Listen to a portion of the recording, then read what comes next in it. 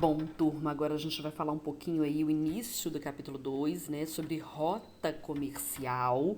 Vamos entender o que é uma rota comercial.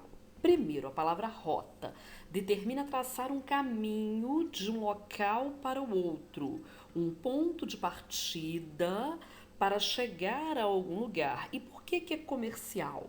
Porque quando chegar ao local pré-determinado, vai haver um comércio de produtos. E as primeiras rotas comerciais, elas foram criadas dentro das civilizações antigas, né? Tem vários de exemplo aí. E elas eram feitas, né, principalmente em regiões da Mesopotâmia, elas eram feitas para que a população adquirisse, certo?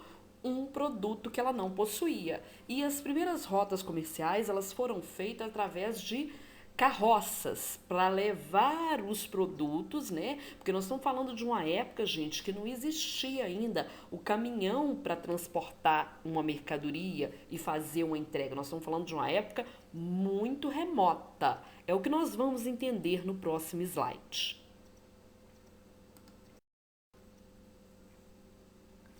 Bom, turma, aqui está o que eu falei com vocês sobre as rotas, né? Tá vendo? Essa daí é uma rota traçada no meio de uma floresta, que tinha que passar por uma ponte, que já não estava muito segura nada, né? Quem observar com atenção aí vai ver até que quando a carroça passou, ficou aí, né, um pedaço da ponte quebrado. Então tinha aí a mercadoria a ser transportada, que ela estava embalada, certo? Estava aí amarrada devidamente nas sacolas, né? Colocado em carroças, como eu já havia dito para vocês. Os meios de transporte eram puxados por cavalos, tá, gente? Como eu disse, estamos falando de uma época em que não existia caminhões ou qualquer outro veículo para transporte. Ganhos e perdas da viagem. Por quê, gente? Esse comerciante aí, ele estava levando uma mercadoria para ser vendida. Mas se vocês observarem com atenção o desenho, vocês vão ver que no meio aí da dificuldade do caminho, que é essa quebra da ponte, né? O que que aconteceu? Ele perdeu um pouco da mercadoria que ele havia levado, certo? Então vamos supor que ele esteja levando 20 sacolas. Dessas 20 sacolas, dependendo dos obstáculos que ele vai encontrando pelo caminho, ele vai perder uma porcentagem aí, uns 10, 20% da mercadoria que ele está levando. Quando ele chegar para comercializar, ele já não vai ter o total de mercadoria. Bom, gente, vamos falar um pouquinho aqui agora do ponto de comércio.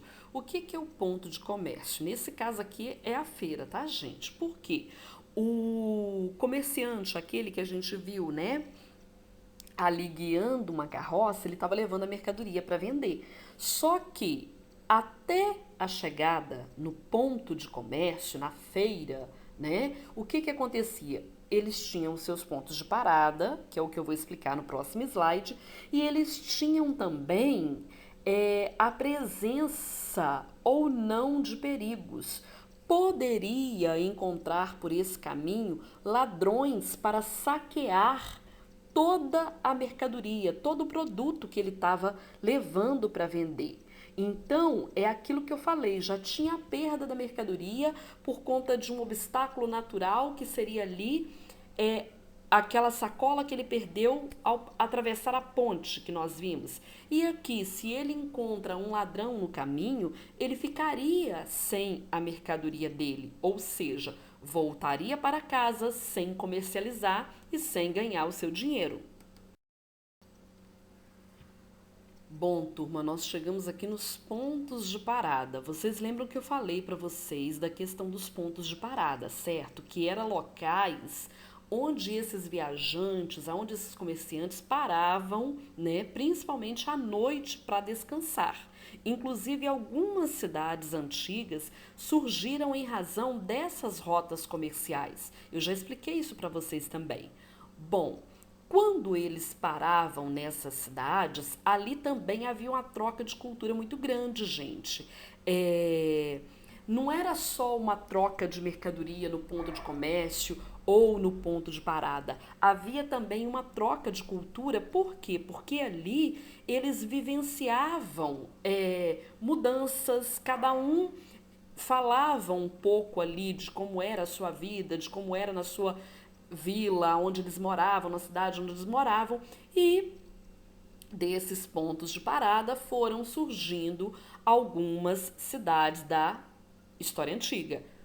As primeiras surgiram próximas aos rios, como nós já vimos em atividades anteriores, e algumas surgiram justamente em razão desse ponto de parada. Lembra lá do slide anterior que nós vimos ali ao fundo duas casas? Então, aquelas casas ali foram surgindo como indício de um ponto de parada e que posteriormente se transformou em uma cidade.